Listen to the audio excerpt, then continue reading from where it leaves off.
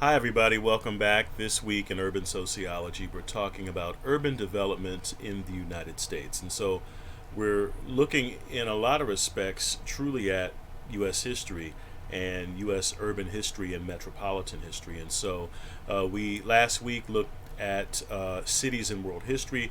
We looked at what ultimately uh, was sort of the groundwork or the seedbed, if you will, some of those preconditions that were key to urban growth throughout history, particularly with respect to agriculture, as well as a complex division of labor and specialization, even in those, if you will, emergent forms. It had significance over time.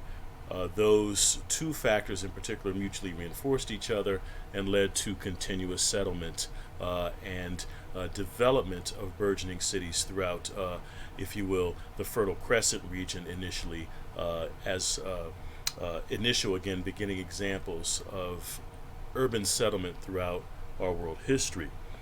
With U.S. history, of course, we're looking at a huge contrast in that uh, all U.S. cities are relatively new and recently built. So we're looking at really having occurred and popped up within the last 400 or so years. And so, in a lot of respects, that is a continuous, typically, history and settlement, and very easy for us to look back at and examine records of growth, patterns of growth, particularly as they are overlaid with immigration and economic change.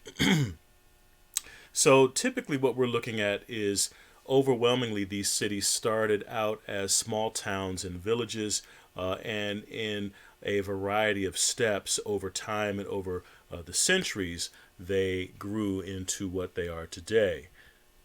Now, we're looking at this process having, in a sense, unfolded or could be said to have unfolded in stages, starting with the first of these, known as the commercial stage or the commercial period, involving what we call commerce oriented cities, largely beginning as small villages.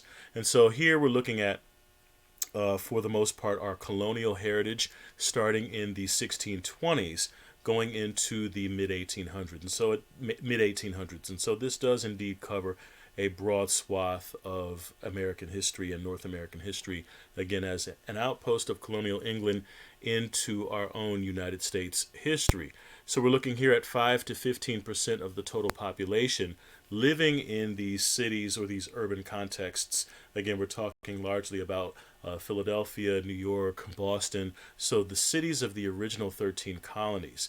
And so what really strikes these areas at this time as very unique. What's unique about them, I should say, is the fact that shoe leather, walking, was really the predominant mode of getting around. People, again, needed these tighter cities as they were. They needed more block level development as it developed at this time because, again, the average person did not have some kind of transportation. For instance, if you will, we're talking typically about horse and buggy. The average person would not have had exposure to that. And of course, with a significant commitment to social inequality, particularly in terms of indentured servitude and slavery. Again, you're looking at a significant amount of populations that could not avail themselves of private transport by any kind of legal standard. Um, in addition to walking at this time, ports dominate. And so, port cities, again, you're looking at those original 13 colony cities.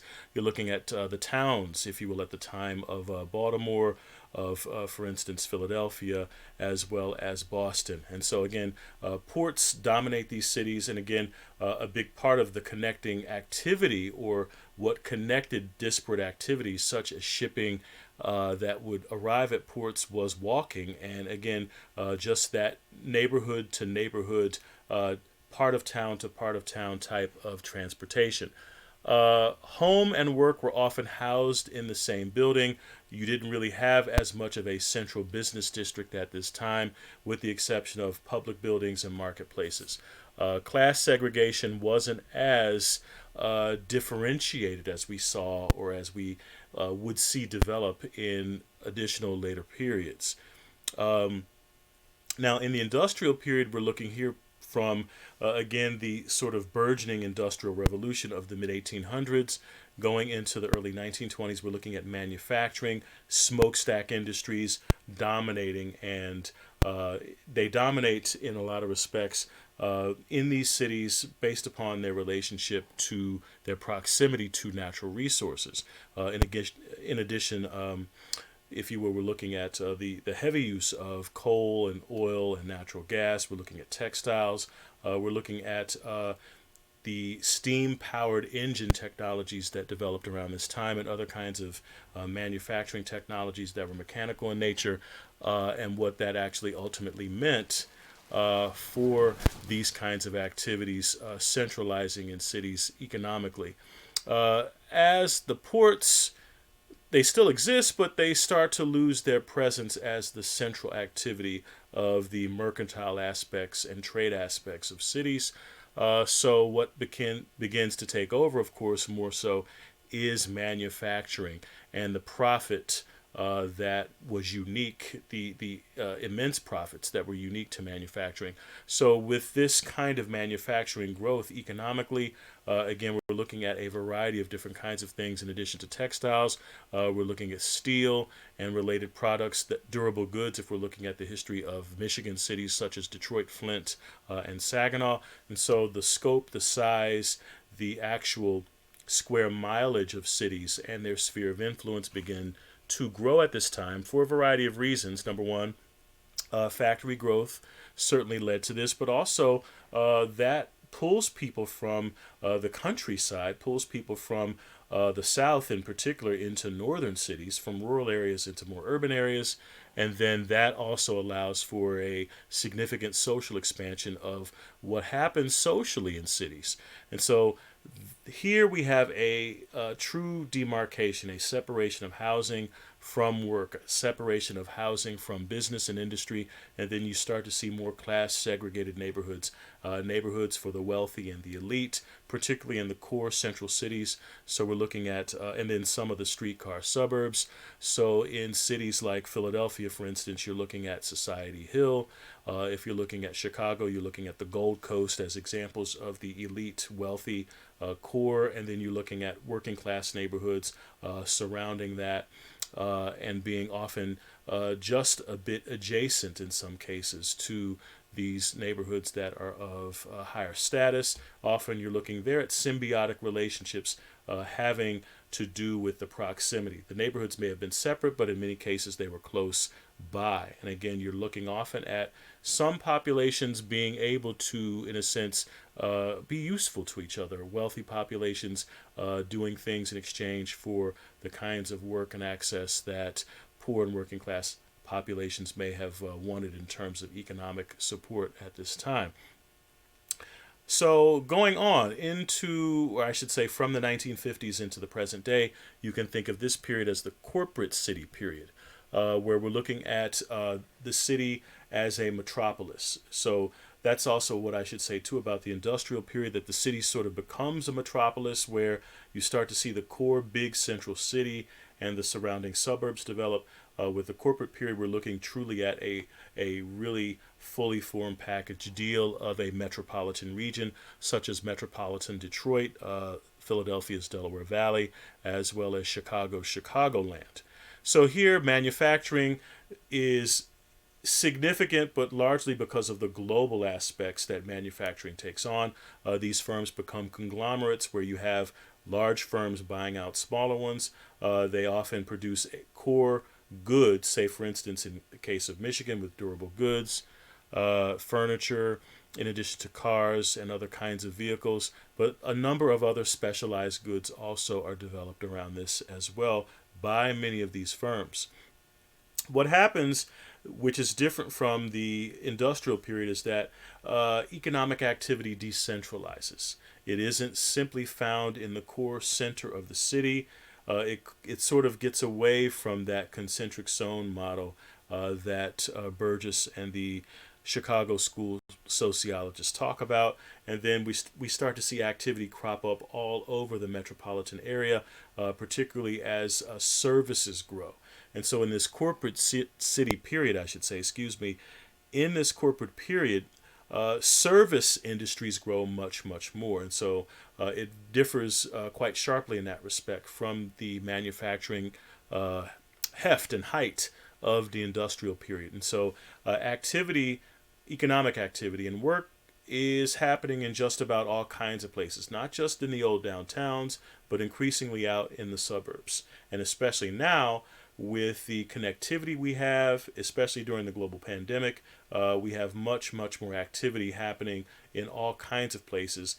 And so, in some respects, the home and work separation are starting to blur a bit, much like we saw happen, for instance, in the initial periods of urban development in our society. Uh, Corporations begin to dominate and do indeed dominate still major downtowns in terms of skyscrapers, in terms of very large, lavish operations that ultimately show their dominance of the civic culture and of the leadership culture of cities and of a lot of urban regions. We also see skyscrapers and office parks dominate in our suburbs as well in terms of economic activity.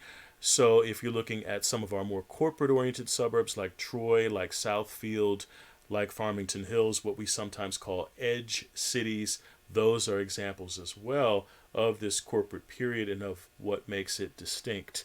Uh, Class segregation, working class, middle class, wealthy, and upper middle class neighborhoods, these develop all the more, not only within the city, but this class segregation greatly expands more deeply into the suburbs and into the exurbs. And so we're, I should say, also looking here at the development of the interstate highway system happening during the 1950s, funded largely by the federal government, but also funded somewhat by each state as a means of providing connectivity between not only cities across the country, but, if you will, cities within a region or a true metropolitan linkage. That's what a lot of we see happening here within the growth of cities during this corporate period. And so some have theorized that these cities are even more unique in this time versus in the past, and that brings us to the work of Saskia Sassen, the notion of global cities, that economics dominate these global cities as a defining characteristic. These global cities, places like Tokyo, London, and New York, they are command posts for the largely widely dispersed international global economics that we have. And so what Sassen's, I should say, analysis says is that with all this dispersed and spread out economic activity, there have to be cities that are coordination posts and coordinating centers that can find and create ways to structure and ultimately control all this stuff happening around the globe. Particularly, most of what we're talking about are electronically based transaction kinds of efforts. So we're talking about the internet. We're talking about, for instance, all kinds of advanced technologies that are key to how we are connecting today and how we transact and conduct business. So these cities, again, these global cities like New York, London, and Tokyo are leading locations for what are known as producer services. And so these are services for those who create products. And so companies like, for instance, if we're looking at the auto industry, that we're looking here at tangible, durable goods that they create, they need those producer services to help get those goods to the market. So they need, with these producer services, we're talking about marketing, advertising, public relations, real estate, stock exchanges, legal services, accounting, human resources, and so research. These services are concentrated in these global cities, and these producer services help with the coordination of all this, if you will, dispersed, widely dispersed economic global activity. Also, Sassen found that in addition to these coordinating functions, these cities were still a large market for the production and the distribution of a great number of goods and services. So clothing, publishing, advertising of one kind or another, those kinds of things are also incredibly important. So these cities aren't only these command posts, they're also important markets in and of themselves. So we're looking at New York, London, Tokyo, but also Singapore. We're looking at Madrid. We're looking at cities in South America. We're looking at all of these incredibly large cities where, again, these global connections are ultimately created and sustained. All right. Now, if we look at some theory and theoretical perspectives, some argue, particularly from urban ecology, that profit matters quite a bit in terms of what ultimately creates and shapes cities. But the ecologists, they emphasize how technology develops and how land is used in relation to that. And they say that this is a rational process, that the land in the center is more desirable for the business community because of how accessible this land is. And so those who can afford it, they drive up the price in this process that is, in a sense, rational, if you will, and is easily understood in terms of the natural development and natural evolution of urban growth. Now, from the political economic perspective, profit matters, but at the same time, we also have to keep in mind that advanced capitalism is ultimately what reflects how urban land use patterns are created, shaped, and sustained. And that's what we see happening with the development of these so-called corporate city centers.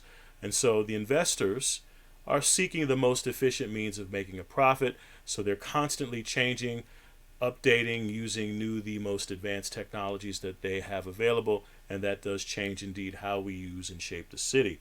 And so we're in this advanced, if you will, corporate city period where, especially during the COVID-19 pandemic, a lot of these kinds of conversations can be had in terms of how city land use and how corporate structures within cities are currently being used.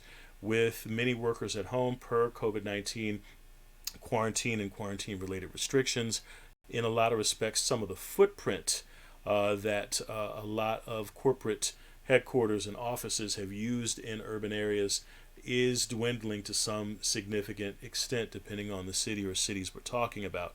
So the technologies, if you will, that we have today enable this process to occur with some seamlessness. Not, of course, complete seamlessness, but we've got the ability to do that in the pressure that is coming with the global pandemic circumstance and situation. And so as advanced still as this corporate period is, we're looking perhaps at a new phasing in where we're not seeing or going to be seeing the same commitment to land use and corporate office park use, be it in the core central city or in the burbs, the way that we used to. And so in a lot of respects, telecommuting is going to become much, much more normative, regardless of at what position we're in, pre or post or during the pandemic itself.